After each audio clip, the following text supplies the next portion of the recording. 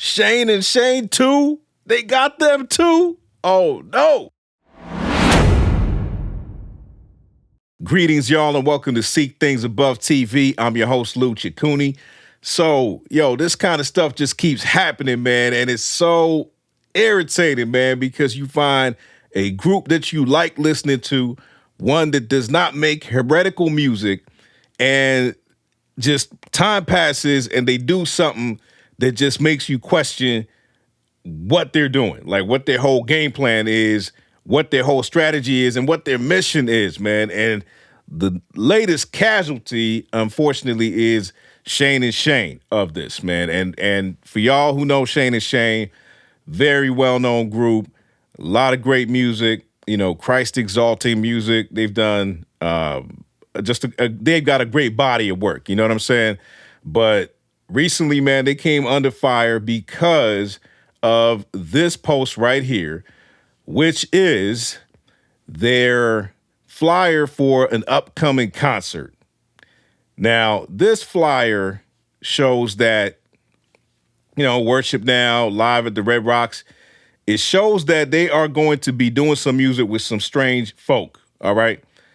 Now, you got Phil Wickham, Brandon Lake, Brian and Jenn Johnson. This right here is the biggest question mark of the whole situation. Brian and Jenn Johnson, in particular, Jenn Johnson. So for y'all who don't know, these are people who are part of Bethel music, all right? So they are part of the Bethel worship system. The place where it's coming from, let me put it this way, where it's coming from is not a good place, right? So the point I'm going to bring to y'all is that there is no need for Shane and Shane to be collaborating with these people. And then also, when they get backlash from it, man, they did not comment and respond to any of their fans. So you'll see there's various people here. So you got people saying, this is sad. Shane and Shane, I do hope that you realize majority of your following are those who stand for sound doctrine. Look at the comments. Look at the reaction, right? So you got people pleading with them to look at this and say, yo, what is going on, guys? What are y'all doing?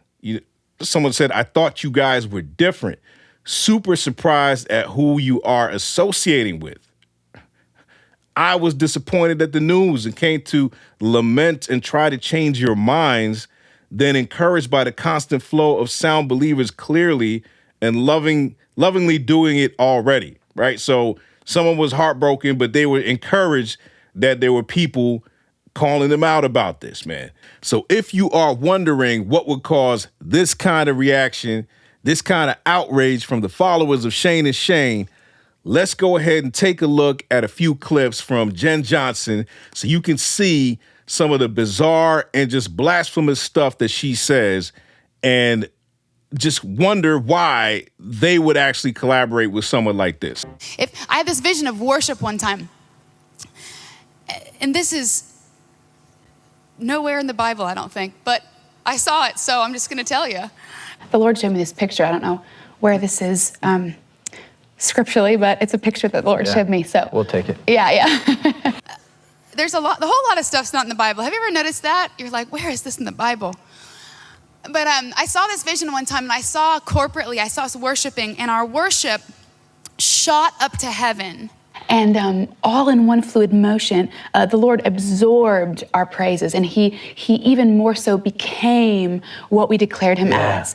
But in the same motion, he held a mirror like under his armpit. But he had this reflector, and as our praise would just shoot up to him, this reflector would say, you're beautiful, you're amazing, you're kind, you're wonderful. In one fluid motion, it would hit this reflector and shoot back to us, and the Lord would say, so are you. That's who you are. So Jenn Johnson has the audacity to say that as the people worshiping make proclamations about the Lord, about how wonderful he is, and speak of his attributes. And as they speak those things, God actually becomes those things. Can you imagine that? Like, what kind of, I don't even understand the level of just the lack of reverence, the absolute lack of reverence. And the lack of just like a healthy fear of God, where you can come up with stuff like that and just think it's completely okay. And this is a worship leader speaking that way. Not only did she say that, but she made the ridiculous statement that God has some sort of armpit reflectors. And so as these proclamations go up to him, these things are reflecting back on to the people saying these things. And he's saying, so are you. So God is saying to the people listening, man, I don't even want this stuff to come out my mouth. But that's what she's saying. That's what she's saying.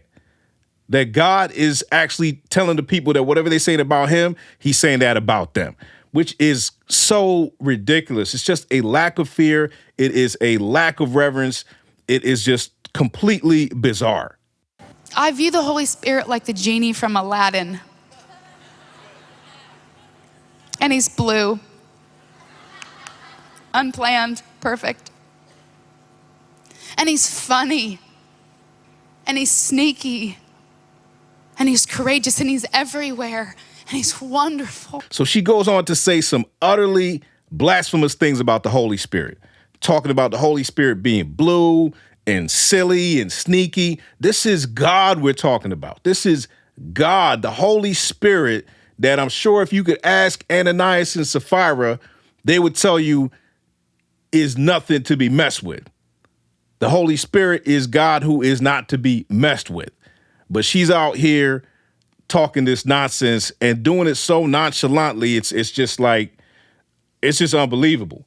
We keep seeing these sort of things happen where solid brothers and sisters who are gifted musicians start to compromise, and it's either in one way or another, either they can't just answer questions about biblical sexuality or one thing or another, or they do stuff like this where they collaborate with questionable people, man. Questionable people who we know, it's not even questionable. We're talking about heretics. We're talking about straight up heretics, people who are leading folks astray and ruining people's lives and just taking them down a path of that is far away from God instead of leading them towards God. And another person who did this some time ago was Chris Tomlin. And this had me just scratching my head when I saw this. I remember seeing this, and it was Chris Tomlin celebrating with Joyce Meyer at a conference. 40th anniversary of the Joyce Meyer conference. And he's talking about how he had a great time and all this stuff. And you got, the pictures and the videos, and it was such a blast and all this stuff. And it's like, but this is Chris Tomlin, though. This is Chris Tomlin. How did he not know? Like, what is going on? What causes people to sweep the importance of sound doctrine under the rug when it comes to worshiping or leading worship in these places that are just straight up dishonoring to God? I don't know. I mean, I don't want to accuse folks of just wanting money, but at the same time, it's like, man, what else could it be? What causes you to do this? What compromise? What allows you to feel like it's cool to compromise to this level, man? And these are tough things, man. I mean, Shane is Shane. These brothers are on the playlist for a lot of churches. You know what I'm saying? A lot of people listen to Shane and Shane, and,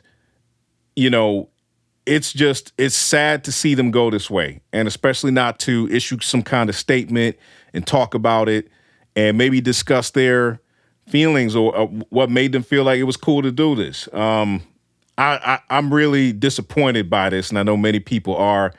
I just hope that they do come to their senses, and it would be great if they just canceled this thing. That would be a powerful statement if they just canceled their involvement in this and removed themselves from the situation. I know maybe contractually they're stuck in this, so they can't do that, and that might just be wishful thinking at this point, but that's just how I feel about it. Let me know what y'all thoughts are in the comment section below. Don't forget to like, share, and subscribe. Tell a friend to tell a friend. And if then you have been raised with Christ, seek the things that are above, where Christ is, seated at the right hand of God. Set your minds on things that are above, not on things that are on earth. All right. God bless y'all. And I'll see y'all on the next one. Peace.